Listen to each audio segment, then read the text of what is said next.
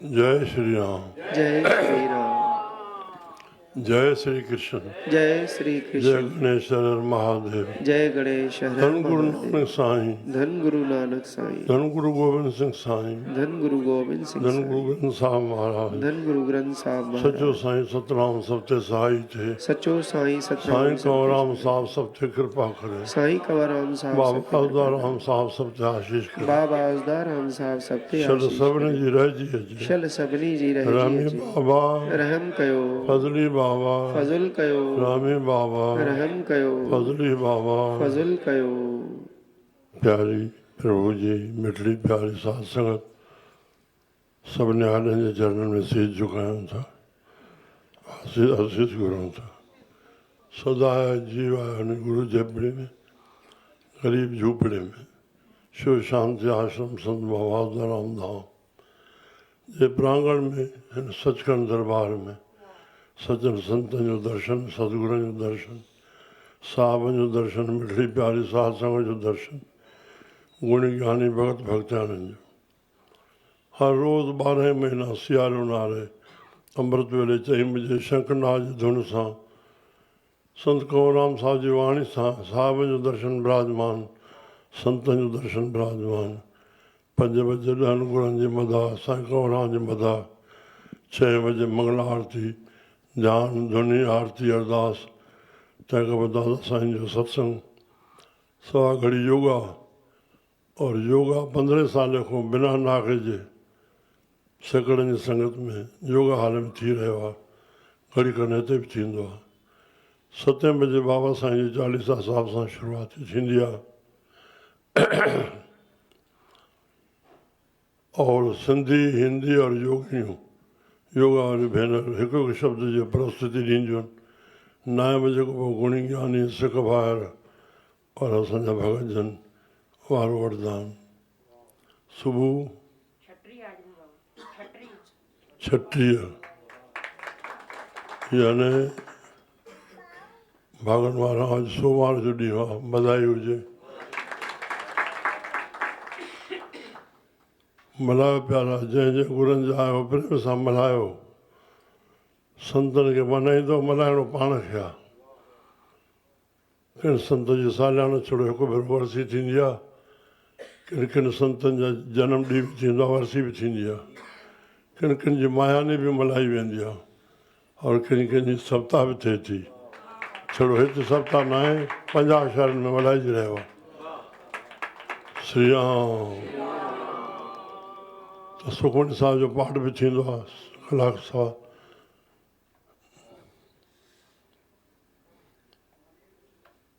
महसूसु करे वञो महसूसु करे वञो। जंहिंखे मां रोइण अची वियो हाणे शब्द जो अर्थ हलंदो प्रभु जी कीर्ति बसि। ठोस शब्द गुरु ग्रंथ साहिब में साहिब ने हिकिड़ो चयो आहे चई वञा सॼो ॿुधो वठंदो। कोई धार्मिक साधना छॾी न थियो।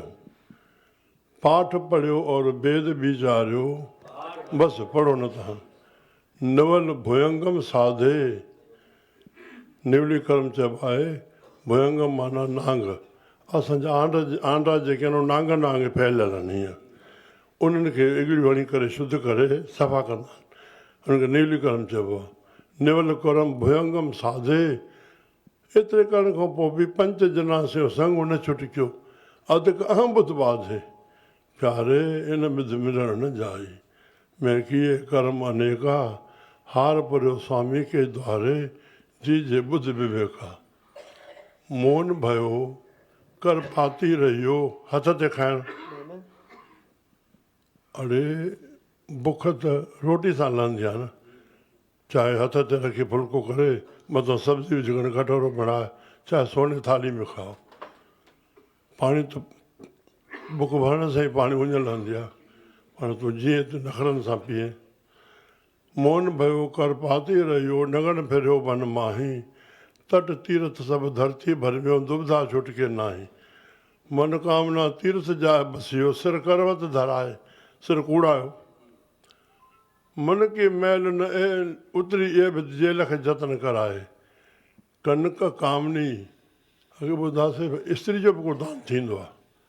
सिंगारे करे स्त्री दान करणु।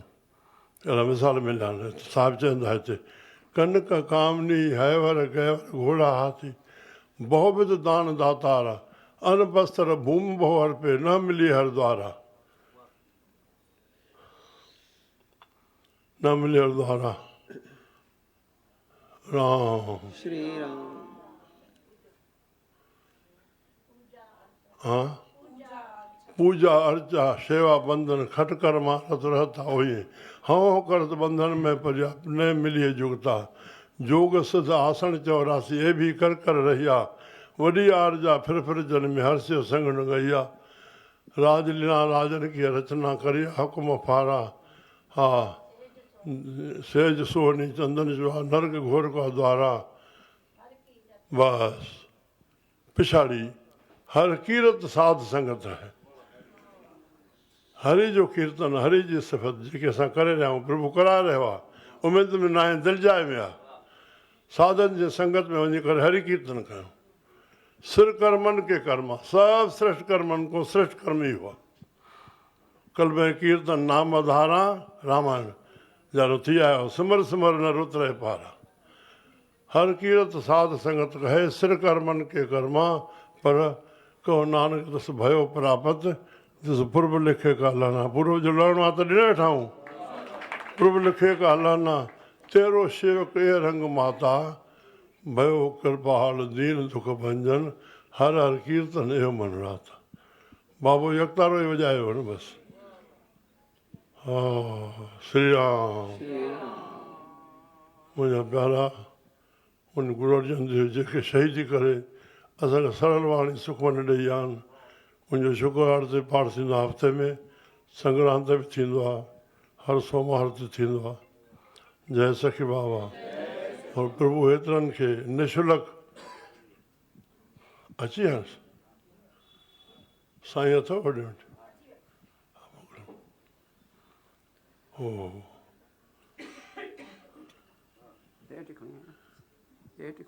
हा अची ख़बर अची हा साईं आहिनि गॾु अथनि। हा असांजो प्यारो ज्ञानचंद इन जो पिता ढोलणदास इन जूं असांजा 5 भाइरा बाबा जन त 3 अॻ में हुयूं हिननि जूं हिकु बुआ 2 वरी चौथी ॾिनो जेका चाचू खीरदास त हाणे मुंहिंजा मामा शुरू खां पाठशाला हेॾे आया त हिन जो पीउ अधी अम्मा खे मामी कोट ॾींदो घर में चार जी ॾेराणियूं भेनर थियूं त हिनखे अधी कोट ॾींदो हो बि अधा कोट असां हिनखे मामा कोठींदा आहियूं। उन जाइ ते 8 पुट हुअसि अॼु वॾे जे घर में गुज़ारे विया छो जो वॾी जी मामी जाइ त हीअ मामी हुई।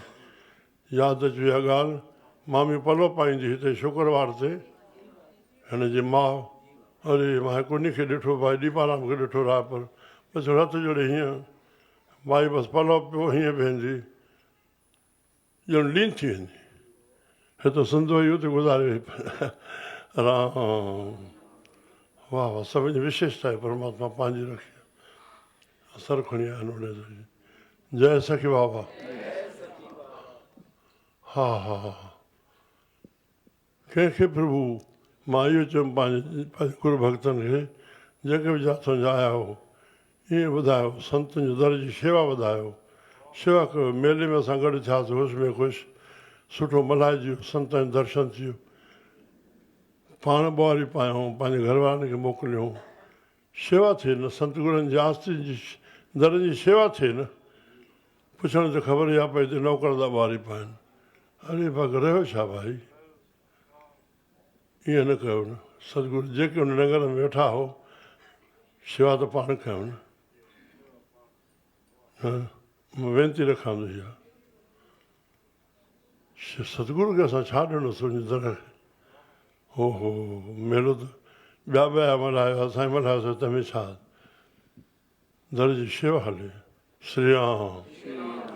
थे सॼो ॿुधी आयो वरी शाम खां पोइ सॼी हिकु शब्द बिना लक्ष्य रखिजे टाइम ते अची करे वारो वठिणो महसूसु कयो वियो। श्री राम।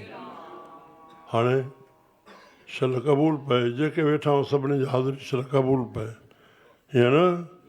जय सखी बाबा। हा हा तुंहिंजो दर दया जो खुलियल आहे, तुंहिंजो दर ते कमी न आहे काई न। भगत हिकिड़ो शब्द आहे, राति मां यादि आहे 2:30 बजे इहो त वरी फ़ोन कयमि कॾहिं मां चयो वरी तोखे ॿुधाए पोइ न 2:30 बजे फ़ोन कयो मां, कानपुर हुयो त अधु तुक अचे अधु न पए अचे। हा शायदि दुकान साहिब जी ठहियल आहे। हा तुंहिंजो दर दया जो खुलियल आहे, तुंहिंजे दर ते कमी, तुंहिंजे दर ते तुंहिंजे दर तूं ख़ाली कमी कान आहे, तुंहिंजो दर दया जो खुलियल आहे। श्री राम। हाणे वचन साहिब जो ॿुधूं हुकुमनामो। हा राम कली महिला नामा। हा पढ़ंदो वञ। साधो कौन जुगत अब की जय। साधो असली जेको वेद चए थो, साम्हूं वारनि खे संबोधन कीअं कयो, हिक ॿिए सां जुड़ो कीअं तव्हां। साधो तो साधो हुया न उहे। अरे साधक पोइ संत थींदो, पोइ सतगुरु बणिबो न। जवाबु नथो अचे, भला नवां आया हो छा। अरे साधन जो संग करणु न, हे हमेशह सिंधी कौम में शब्द हलंदो आहे, साधन जो संग ॾे नाम जो रंग ॾे, इहा ई अरदास अची वियो न इन में। त असांखे संबोधन कंदा साधो। हा कौन जुगत अब की जय। कहिड़ी युक्ति कहिड़ो ढंग अपनाइजे साईं खे राज़ी करण जो। कुझु त ओॾे हलणो आहे न, हिते कंहिं महिल झटको ईंदो हलियो वेंदो, कंहिं महिल पुछी ईंदो होॾी। हर शइ जो मुहूर्त आहे पर हिन जो मुहूर्त कोन्हे, कंहिं महिल ख़बर पइजी वेंदी। राम साधो कौन जुगत अब कीजे, ॾाढो ठोस शब्द आहे। हा जाते दुर्मत सगल विनाशे। जंहिंमें असांजी खोटी मथ नास थिए। वॾभागी साध संग प्रापत, हे तोखे चई सघंदो आहे विच विच में, जिन भेटत दुर्मत खोई। साधुनि जो संग थियो, खोटी मत नास न थी।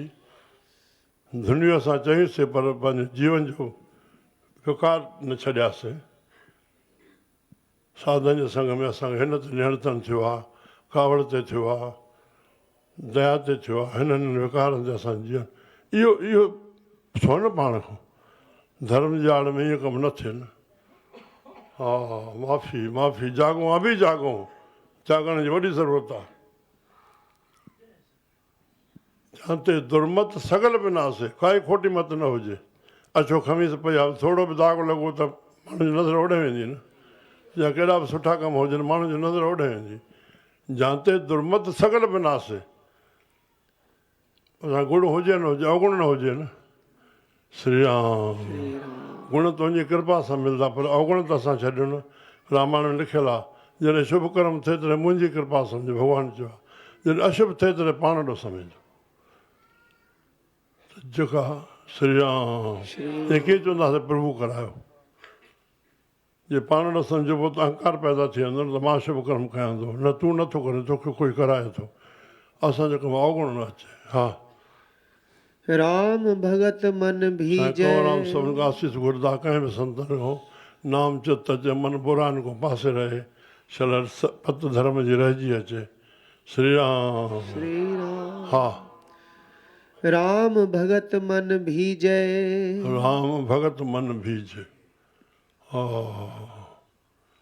न त भक्ति कलंक थी वेंदी न। छड़ो कामना पूरितन करण तां असां भक्ति कंदासीं त भक्ति कलंक थी वई न। उहा भक्ति भॻवान खे पुॼंदी कीअं। भॻवान सां पहुचण जो वास्तो कर्म सां न आहे। कर्म में थोरो संसार जी निंदा उस्तत थींदी, पाप मिलंदो, सुर्ग नर्क थींदो, जनमण चकर न कढिबो। प्रभु पाइणो भक्ति सां, प्रेम सां। प्रेम सां भक्ति करणु। भक्ति माना जेकी वाणी हले थी संतनि गुरनि जी, भक्ति में पंहिंजो कंहिं संत जो संग कयो हूंदो तॾहिं न भक्ति ईंदी। भक्ति करण लाइ त ज्ञान खपे न। उहो ज्ञान भक्ति में अपनाइण सां ई, उनखे प्रेम सां करण सां ई प्रभु जी प्राप्त थींदी। श्री राम। मन आत्मक शांति मिले, आनंद मिलंदो। हा मन माया में उलझ रहियो है। मुंहिंजो मन माया में उलझियो पियो आहे। माया ॿिनि प्रकारनि जी आहे, हिकु जड़ ॿी चेतन। थोरो जल्दी ॿुधा वञो। चेतन माना स्त्री ऐं संतान, ऐं जड़ में धन ऐं पदार्थ। असांजो मन ओॾे हले थो न। आवाज़ नथो अचे मां अहिड़ी ॻाल्हि नथो कयां तंहिं मग़ज़ खे ज़ोर ॾियणो पए जल्दी हा में हा मिलजे जीअं महसूसु कयूं असां जेके ॿुधी रहिया आहियूं हा बूझे नह कछु ज्ञाना कोई ज्ञान नथो अचे त असां आत्मा आहियूं इन जा ग़ुलाम छो था थियूं ज़रूरतूं पूरितियूं कयूं घणो न ॿुधायूं हा कौन नाम जग जाके सिमरे कहिड़ो नाम जपियां हिन जगत में उनजो यादि कयां प्रभु खे हा पावे पद निर्वाणा जंहिंमें निर्वाण पद पायूं उहो कहिड़ो नाम जपियूं हा भय दयाल कृपाल संत जन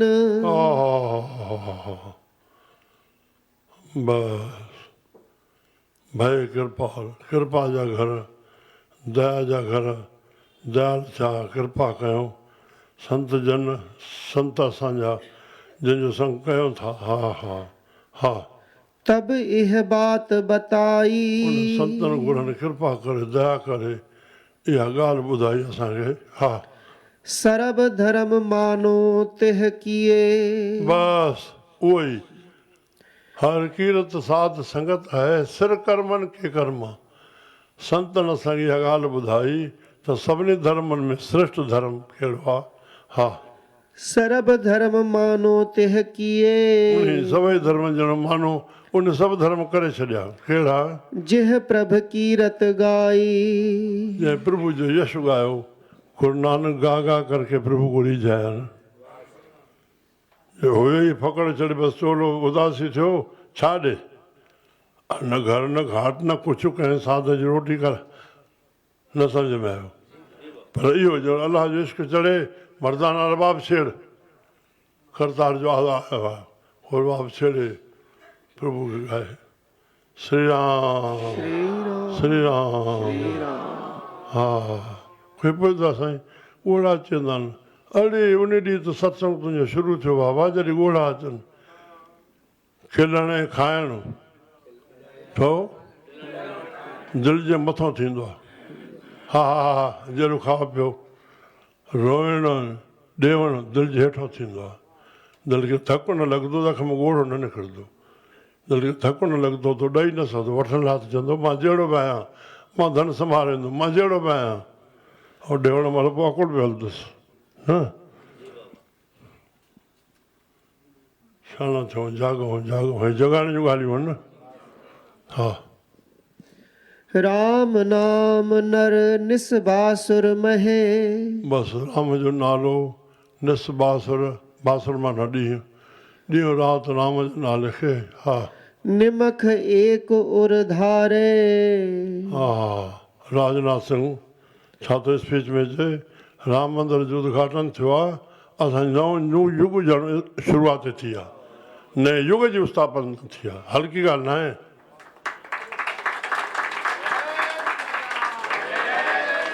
नओं छड़ो साल न शुरू थियो आहे पर नओं युग शुरू थियो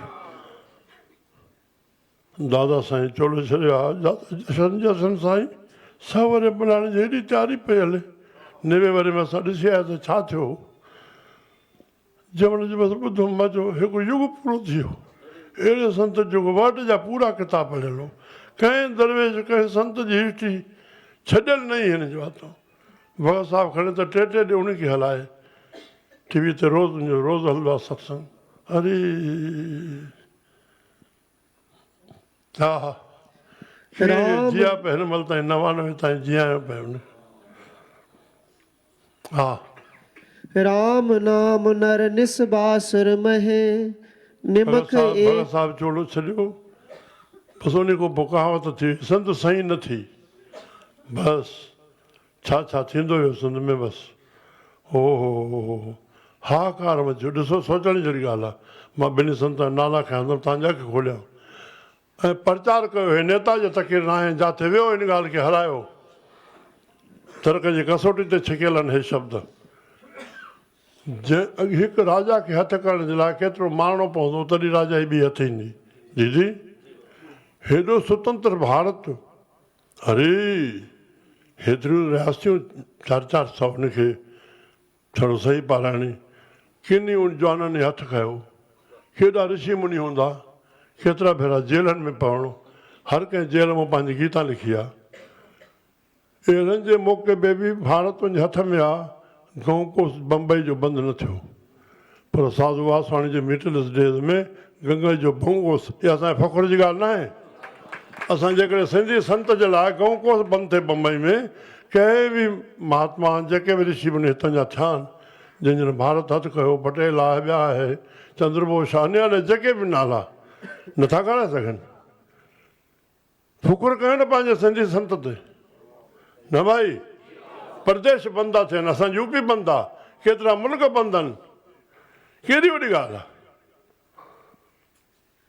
साईं कंवरराम साहिबु जंहिं ॾींहुं गुज़ारे उन ॾींहुं ॾियारी न हुई, सर थियो उन ॾींहुं ॾियारी न हुई, पगड़ी थियो उन ॾींहुं ॾियारी न हुई, ॾियारी हफ़्ते खां पोइ हुई। तंहिंखां पोइ बि सिंध में कॾहिं ॾीओ न भरियो आहे, इहो रिकॉर्ड आहे न। सम्झ में अचे थो न? ॾियारी न भरे, ॾीओ ई न भरे। जीअं गवर्नर आफ़रीनाम ॾिनो आहे साईं जन खे हिंदू मुस्लिम एकता बणाए रखण जो, हिंदुनि खां वधीक मुस्लमान ॿुधा भॻत, उन जी अक्सरियत त मुस्लमान जी घणी न, असांजी थोरी न। उहो ॾियारी ते डेकोरेशन कराईंदो पंहिंजे बंगले जी, गवर्नर साहिबु। उन ते उहा ॾियारी न कराए, माना डेकोरेशन न कराए। भगत साहिबु धरती ते हिकु उदासी आश्रम में गौसपुर में कंवरराम जी आरती थींदी आहे। हा, श्री राम अची वई ॻाल्हि। हा, राम नाम नर निस्बासुर महे, हा पढ़ंदो पूरो निमख एक उर धारे। बसि निमख एक और धारे, निमख हिकु अक्षण बि हे वक़्तु जदवल जा नाला आहिनि, ज़रे ज़रे ज़रे ज़रे। हाणे निमख मां कोन शुरू थींदो न, निमख जपे पोइ छॾे ॾे, शुरू त निमख मां थींदो न, काई बि शइ शुरू त हिक खां थींदी न। श्री राम। हा, जम को त्रास मिटै नानक तिह। हाणे नानक अगरि मां ॿ भेरा थो तोखे चई मां नालो भोग जो नालो ख़्याल में न पियो अचे, भई चए कीअं थो। हा, त जम को त्रास माना जम जो दुख को छुटी वेंदो। राम राम जपींदो पियो, रोशनी हूंदी त अंधारो काथो ईंदो, कमज़ोरी ख़्याल काथो ईंदो। वाह। हा, हाणे जम को त्रास मिटै नानक तिह।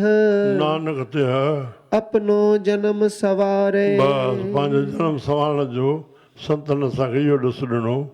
हरि जी कीर्तन में अची साधन जे संग में हरि जो कीर्तन कयूं, नाम जपियूं, बसि नाम जपियूं, सत्संग कयूं, शेवा कयूं, इहे ई शयूं जीवन जूं। संतनि जो संग कयूं, शेवा कयूं, स्वाध्याय कयूं। स्वाध्याय कयूं, असांजे सिंधी कौम में स्वाध्याय ॾाढो घटि आहे, ॾाढो घटि आहे। स्टाल भरिया पिया आहिनि, दुकान ते वेठा हो, खुरापात मगज़ में हलंदी पई न, बसि तंहिं महिल पुस्तक खणो न। गीता प्रेस जा 2-2 करोड़ रुपया घाटो कराए करे कंपनी खे, गीता प्रेस खे 2-2 करोड़ रुपया मां स्टूडेंट 100 वरियाणनि जा मल्हाइणा आहिनि। वॾो योगदान आहे धार्मिक बणाए रखण जो, गीता प्रेस जो। हिकु भेरो मुंहिंजो वञणु थियो अचे टननि जा, भई अॼुकल्ह हर हिकु छापो पंहिंजे आस्थान ते निकिरिया आहिनि, सभु को पंधु थो कढाए पियो सॼो भारत हेॾो। हे 100 वरी जे हलंदड़ 98 वरी थी विया आहिनि। चयो अञा टननि में टन वञनि था, पूरा ई नथी पए। धनवान जेके घुराए करे पढ़नि था, का सचाई आहे तॾहिं न। श्री राम। छा थी ॻाल्हाईंदुमि? हा, हा, स्वाध्याय त घाटो कढाए उहो पंहिंजे पदनि में पूरो कनि था। पर टके टके जो, आने आने जो, लोभ ते, हिन ते, हिन ते, हिन ते, हिन ते, हिन ते, कुझु त कयो न। सम्झी वियो? जिते दुकान ते कारखाने ते जिते आयो, किताब हथ में हुजे न, थोरो ॾिसजे पियो त वाणी पई मिलंदी न। असांजी मर्ज़ी आहे पाठ कयूं या मर्ज़ी छॾियो भाई, सिंधी क़ौम जो अलाए छा थींदो, मूंखे त ॾाढो ख़्यालु थींदो आहे। दरबार ॾे चवंदा त महिरबानी आहे भई अॻिलो सुञाणे असांखे, केसिताईं तव्हां सुञाणींदो पंहिंजी संतनि खे सुञाणो, छा था चवनि उहो कुझु कयो, हर दर ते संजमाना थी करे शेवा कयो। ॼाणाए छा कंदव, पंहिंजो त चवां थो ॿार केतिरियूं मालाऊं पाईंदव। जागो प्यारा जागो, संतनि जो दरनि जूं शेवाऊं कयो। हा, तंहिंजे करके स्वाध्याय, बसि स्वाध्याय थिए, स्वाध्याय। हे स्वाध्याय थो ॻाल्हाए न। संग 2, हिकु संत जो, ॿियो स्वाध्याय।